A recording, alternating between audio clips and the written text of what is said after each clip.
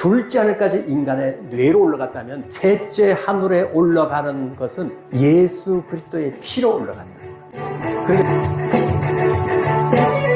주님의 뜻과 우리가 컨셉을 맞춰가는 거예요. 신약 성경의 마지막 책이 요한계시록이에요. 22장밖에 안 돼. 얄팍해요. 시작이 뭐라고 되어 있냐면 이 성경을 읽는 거, 이 성경을 듣고 지키는 자 복이 있나니 때가 가깝다. 이 책을 읽기만 하고 듣고 지키기만 해도 그 사람은 복을 받을 수밖에 없는 사람이다. 이런 얘기가 이 성경 결론장에 붙어 있는 거예요. 마지막 절에 아멘 주 예수여 부으시옵소서로 끝이 나요. 성경이 두꺼워도 마지막 결론은 그걸로 딱 끝이 나요. 여기 지금 청년들이 있고 젊은 분들이 있는데 학자같이 공부했으면 좋겠어요. 왜냐하면은 진리의 말씀을 듣지 않고서는 인침을 받기가 어렵다고 에베소 1장에 기록되어 있죠. 세상 돌아가는 걸 보면서 우리가 시기적으로는 제일 마지막 부분에 와 있구나.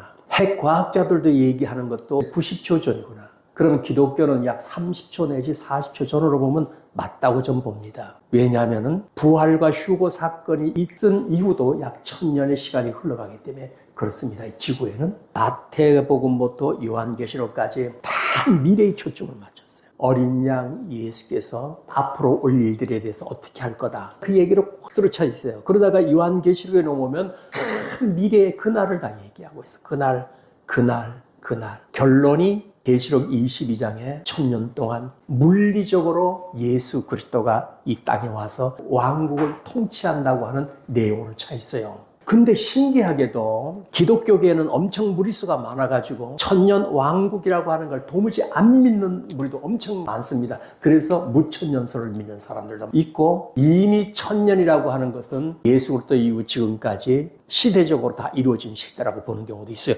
이 성경 계시록에 10%게 살아있는 글자도 무시해버려요. 그건 세대주의들만 노골하는 거다 하고 유식한 말로 세대주의라고 그들이 말을 써요. 성경을 글자 그대로 보는 세대주의다 이런 얘기예요. 그럼 여러분 어떻게 볼까요? 나는 성경을 글자 그대로 보고 싶어요. 성경을 자꾸 영적으로 해석을 하고 비유로 해석하니까 이상한 사이비들이 나오는 겁니다. 이 기록대로 보면 맞아요. 틀릴 게 하나도 없어요. 사도 바울도 예수 그리스도도 20회, 30회를 앞으로에 대한 얘기를 하고 있어요. 신약 성경 한 장을 넘길 때마다 한 번씩은 미래에 대한 얘기를 한다는 비율이 나온다는 겁니다. 그만큼 중요한 거예요. 우린 그 중요한 것을 외면하고 과거적인 이야기들을 한단 말이에요. 이제는 앞을 봐야 돼요. 미래의 눈을 열어주고 준비할 건 아니겠습니까? 타임캡슐은 다 보셨나요? 그 타임캡슐은 사실 지금 보라고 한 건 아니에요. 어느 날 이 지상에 부활과 휴거 사건이 있고 난 땅에 남은 자들이 볼 수만 있으면 보고 생존하라고 지침서를 제가 만들어 놔줬어요. 그게 나는 아니라고 말할 만큼 여러분들이 신앙이 돈독해야 한다는 얘기예요. 우리 기독교인들은 죽으면 천당 갈 거야 합니다. 도대체 천당이라는 것이 어딘지도 우리는 알지도 못해요. 특히 동양에 사는 한국 같은 경우에는 일반 신들이 믿는 그 신의 접목에 대해서 천국을 생각해버리고 말아요. 그래서 제가 오늘은 하늘에 대한 이야기를 해드리려고 합니다. 하늘에 계신 우리 아버지여 이름을 거룩히 여김을 받으시옵소서 하는데 하늘을 어떻게 우리가 이해를 할 수 있느냐. 히브리서 11장 보면 이는 그가 기초들이 있는 한 도시를 바랐기 때문이다. 더 구약 성경에 있는 많은 사람들이 하나님을 믿던 사람들의 얘기입니다. 그 모든 사람들이 믿을 때 기초가 분명히 되어 있는 그 하늘을 이들이 바랐다는 겁니다. 그것의 건축자와 만드신 분은 하나님이다. 그것을 만들 분은 하나님이었다는 얘기입니다. 16절에 이제 넘어가 보면 그들이 이제는 더 좋은 본향을 사모하니 그 전에 구약 성경에 있는 모든 사람들이 하나님을 믿을 때 지금 바라는 이 세상이 아니라 더 좋은 어떤 도시를 바랐다는 얘기야. 사모하니 곧 하늘의 본향이라. 그러므로 하나님께서도 그들의 하나님이라 불리는 것을 부끄러워하지 아니하시나니 그분께서 그들을 위하여 한 도시를 예비하였느니라. 땅에서 자기를 바라는 사람들이 올라와서 살 수 있는 영원히 사는 도시를 예비했다는 겁니다. 제가 이 말을 하나하나 가리킬 때 그럼 요한계시록에서 새 하늘과 새 땅이 저 하늘에서 새 예루살렘이 내려오는 그것을 말하는 건가? 라고도 여러분들 생각할 수 있어야 돼요. 12장 22절 하나님의 도시와 하늘에 있는 예루살렘과 무수한 천사들의 무리와 이렇게 돼 있어요. 하늘에 예루살렘이 있다고 그러잖아요. 이스라엘의 예루살렘은 모형이고 진짜 하늘에 예루살렘이 있다는 거야. 이스라엘의 예루살렘은 명칭 그대로 예수 그리스도가 이 세상에 와서 1000년 동안 통치할 때 그 예루살렘 중심으로 통치합니다. 실제로 계시록 20장에 넘어가면 그러죠. 그리스도와 함께 1000년 동안 왕 노릇하리라 그러잖아요. 예수 그리스도가 지상을 재림해서 실제로 이 지상에 1000년 동안 다스린다. 그 도시인데 얼마 후에 보니까 하늘에서 새 예루살렘이 내려오는데 그 예루살렘은 하늘에 있는 예루살렘이 새 예루살렘이에요. 영원히 산 예루살렘이에요. 바로 그 예루살렘에 들어가서 영원한 도시에 구약과 신약에 구원받은 모든 사람들이 새 예루살렘으로 들어가는 겁니다. 얼마나 크게 그런가. 지구의 한 바퀴의 면적, 땅과 바다만에 있는 면적, 그것보다도 엄청난 사이즈예요. 그러니까 아담으로부터 현재까지 모든 인류를 죽지 않고 다 산 사람은 400억 만 명. 그 사람들이 100% 다 구원받고 들어가도 한 층에 다 들어가도 널널하게 남는 사이즈니까 새 예루살렘 사이즈가 얼마나인지 알겠죠? 이 지구에다 비하면 지구 게임이 안 되는 정도의 사이즈라는 거야. 이 성경이 이렇게 재미있고 미스테리한 것들이 굉장히 많아요. 오늘날의 기독교의 신자들은 발전을 너무 안 해. 교회도 너무 발전할 생각이 없어요. 그러니까 성도들의 눈이 어두워. 말이 안 통하는 거야. 조금 더 발전적인 얘기를 하면 사이비니 이단이니 이렇게 무지한 소리를 한단 말이거든요. 하늘에 한 도시가 있다 이런 얘기죠. 개역성경에 보면 성이라고 했기 때문에 감을 못 잡는 거예요. 도시예요. 이제 하늘 얘기를 할 겁니다. 지구에서 하늘을 보면 우리 보이는 하늘이 있어요. 그게 첫째 하늘입니다. 첫째 하늘은 과하게 우리가 눈이 밝아서 알아요. 궤도 안팎의 하늘 혹은 그 궤도 밖이라도 어느 정도 갈 수 있는 하늘. 새, 구름 이런 것들로 볼 수 있는 것들이에요. 얼마든지 사람이 다닐 수 있는 것들, 비행기 타고도 갈 수 있는 이런 것이 하늘입니다. 여기는 하나님이 안 계셔요. 하늘은 세 구조로 되어 있는데 둘째 하늘에는 우리가 보는 해, 달, 별, 은하계들이 있는 그런 것들이에요. 인간이 갈 수 없는 곳이었어요. 그런데 1960년대에 비로소 과학은 우주선을 띄워서 첫째 하늘을 뚫고 둘째 하늘까지 올라갔어요. 그게 아폴로 달에 착륙했던 그 시절이에요. 그게 둘째 하늘을 인간이 두뇌로서 과학을 연구하고 연구해서 우주선을 만들어서 첫째 하늘을 지나서 둘째 하늘까지 올라갔던 기가 막힌 광경입니다. 그 이후로부터 지금까지 과학은 둘째 하늘을 좀 더 올라갈 수 있고 더 못 가는 건 망원경을 통해서 머리를 관측하기도 하지만 더 이상은 과학은 셋째 하늘을 올라갈 가능성이 없음을 말하고 있어요. 셋째 하늘은 은하계를 넘어가야 돼. 첫째 하늘은 과학이 뚫고 나갔어요. 둘째 하늘까지 화성도 탐지하고 목성도 탐지합니다만 셋째 하늘은 은하계를 지나가야 돼. 우리 은하단을 지나서 상상하기도 어려울 만큼 그 거리가 셋째 하늘인데 그 셋째 하늘에 하나님이 계신다 이런 말이에요. 사도 바울은 셋째 하늘에 올라갔다고 한 경험을 고린도 후서 12장 2절에 기록했어요. 내가 그리스도 안에 있는 한 사람을 아노니 14년 전에 그가 셋째 하늘에 이끌려 간지라. 그가 몸 안에 있었는지 몸 밖에 있었는지 나는 모르거니와 하나님은 아시느니라. 사도 바울은 자기 영이 자기 몸을 떠나서 셋째 하늘을 올라갔다는 거예요. 바울 사도가 세 번째 하늘을 가르쳐 줬기 때문에 우리가 셋째 하늘에 대한 눈이 떠버린 겁니다.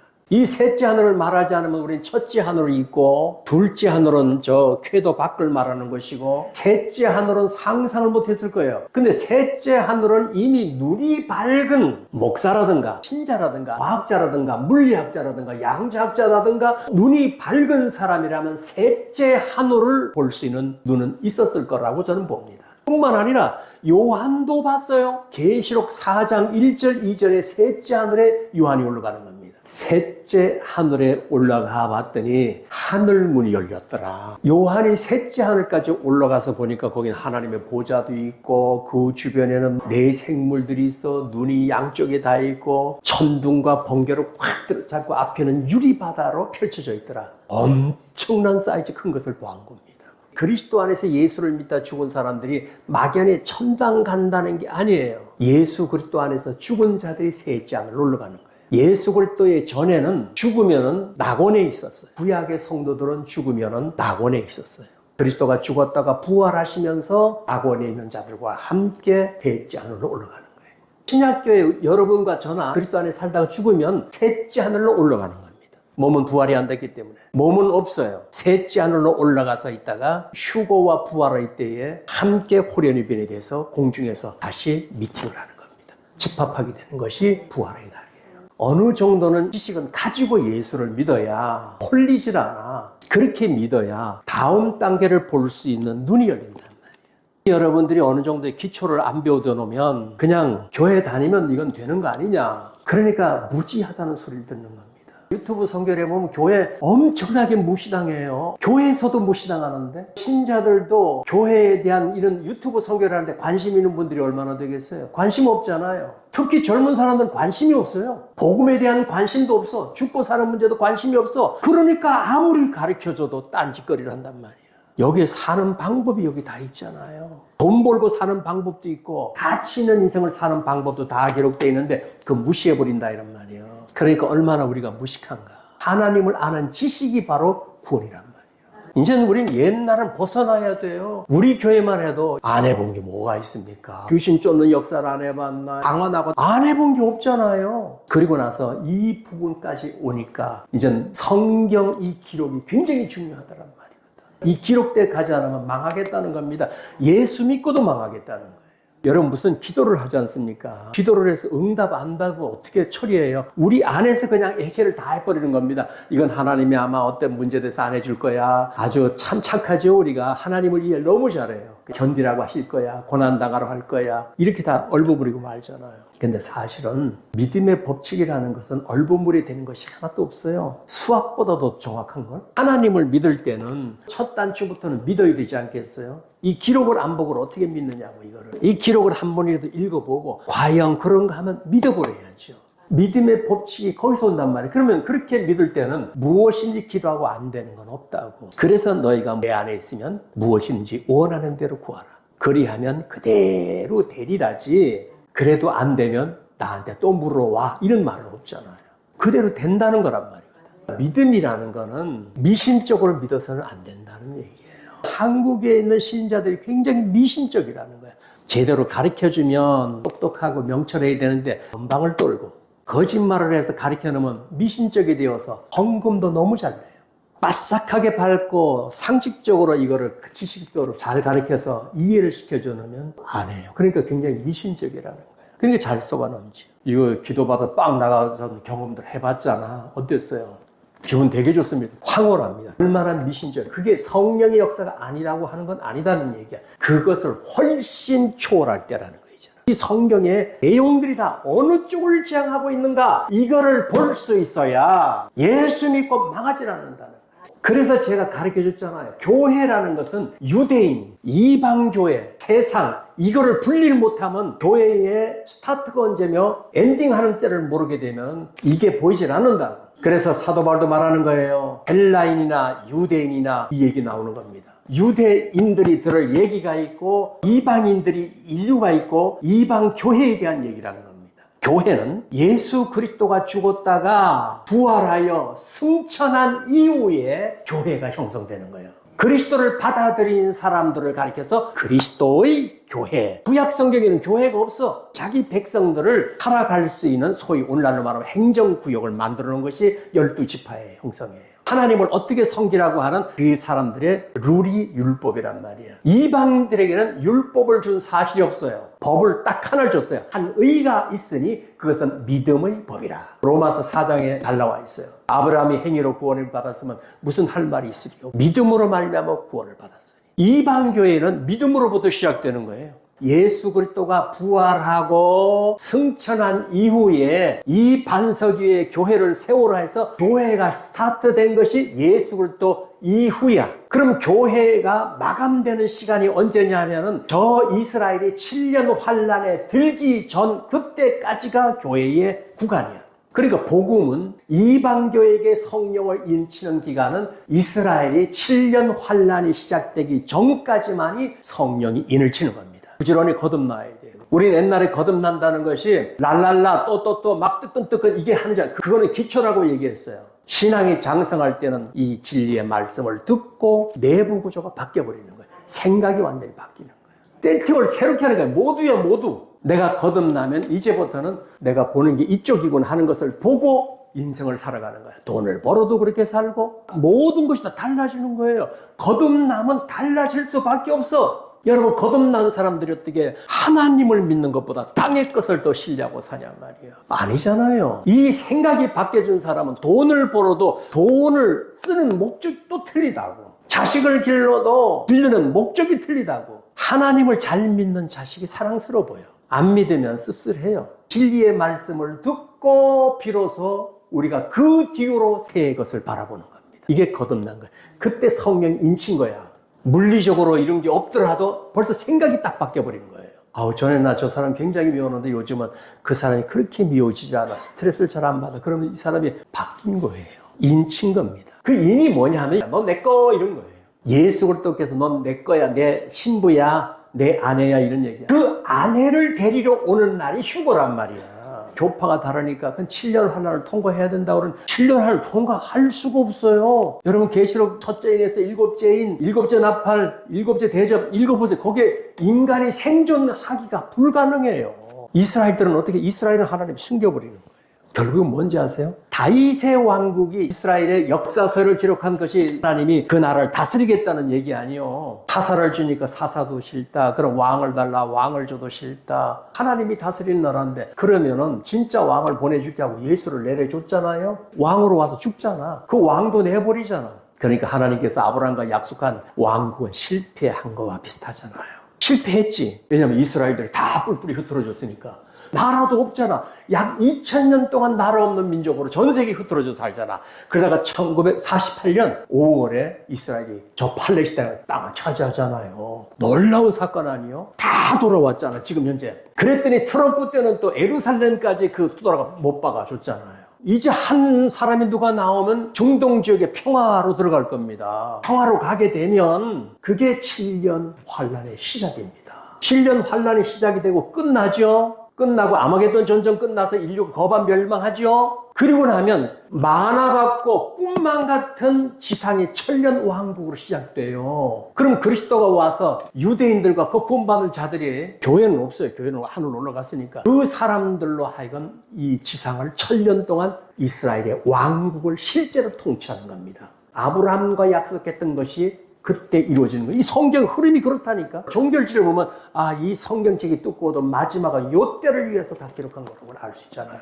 성경을 읽다 보니까 요한계시록만 해도 어린 양 예수가 10번 이상이 나옵니다. 어린 양 예수가 하늘 보좌로부터 통치할 걸 그는 영원한 찬송을 받을 자라는 것으로 꽉 들어차 있어요. 실제 왕국을 세운다고 하는 것이 성경의 결론이다, 이런 말이에요. 재미있어요. 이런 성경을 우리가 이렇게 보면서 자꾸 앞을 내다보기도 해야지. 젊은 사람들은 관심이 없으니까 교회 와서 끄떡끄떡 졸기나 하고. 정말 엉뚱하면 안 돼요. 그럼 셋째 하늘은 어떻게 올라가느냐? 둘째 하늘까지는 과학이 치고 올라갔어요. 첫째 하늘을 꿰뚫는 것도 공부 한번 해보세요. 그것도 감동받습니다. 과학에서 한번 보라고요. 과학적으로 공부를 많이 한 사람을 알게 되어서 물어봤어요. 어떻게 우주선이 저 달에 갈 수 있나요? 그때 그 사람 얘기는 정확하다. 그건 한치의 오차도 없이 정확하게 달에 착륙할 수 있다. 지구의 속도하고 쏘는 속도하고 회전하는 속도와 날아가면서 저까지 가는 속도가 딱 맞아떨어지기 때문에 정확히 갈 수 있다. 와, 과학은 엄청나게 이렇게 섬세하게 하는데 왜 믿음을 가진 사람은 이렇게 아둔한가? 셋째 하늘에 대해서 설명하라면 까마득해요. 천당 천국으로 끝나버립니다. 그러니까 얼마나 우리가 이 성경에 대해서 무지하냐. 성경에 대한 공부를 하지 않으려고 한다, 이런 말이에요. 셋째 하늘은 피로 올라갑니다. 둘째 하늘까지 인간의 뇌로 올라갔다면 셋째 하늘에 올라가는 것은 예수 그리스도의 피로 올라간다는 겁니다. 그러니까 지금까지 알고 있던 주여 피로 씻어주세요 이런 정도의 개념이 아니야. 그 피로 올라간다는 것은 그리스도 안에 있을 때만 올라간다는 거야. 둘째 하늘을 치고 올라간다는 거야. 거리가 엄청나잖아요. 과학도 측정하기가 어렵단 말이에요. 그 셋째 하늘까지 올라가는 것은 차원으로 가는 겁니다. 차원으로. 셋째 하늘의 문은 예수 그리스도잖아요. 나는 문이니 그러잖아요. 우리가 이 세상에서는 예수 믿는 사람들이라도 예수를 너무 무시해요. 그런데 보세요. 앞으로의 지상은 예수 그리스도 그로 인하여 분노가 쏟아지는 날이 계시록에 기록한 내용이 다 그거야. 이 계시록에 좋은 말이 없어. 완전히 재앙의 날이라고 그러잖아. 재앙의 날. 이 요한계시록에 시작된 내용은 식물이 없습니다. 물이 없어요. 그 기간 동안 물이 없어요. 물이 다 피로 변합니다. 마지막은 하늘이 다 흔들려 전체가 다 떨어집니다. 별이 떨어진다는 얘기입니다. 거짓말 같잖아요. 원소들이 다 타버린다는 거예요. 원소가 타기 때문에 1000년 동안 살 수 있는 땅이 만들어지는 거예요. 그 원소가 탈 때에 사람 속에 있는 죄의 근성, 눈에 보이지 않는 어둠의 영들의 근성까지 다 타버린단 말입니다. 그래서 베드로가 말한 겁니다. 하늘이 타고 땅이 다 타버리고 종이축처럼 말려 없어지고 이런 때가 올 텐데 너희들은 어떤 생각을 가져야 마땅하뇨? 라고 말하죠. 이제는 무식하게 예수 믿을 때가 아니다. 할 수만 있으면 텀사하게 성경을 보고 가리키는 사람이 그런가 하면 성경을 보고 과연 그런가 하고 믿고 어떤 새로운 세계가 보면 그것도 한번 받아들여서 읽어보고 과학적인 것도 한번 살펴보고 물리적으로도 보고 성경의 기록도 보고 영의 세계도 보고 그래야 돼요. 영적인 것은 우리 인생을 살릴 수 있는 유일한 안내자입니다. 꼭 여러분 발전하시기를 예수 이름으로 축복합니다.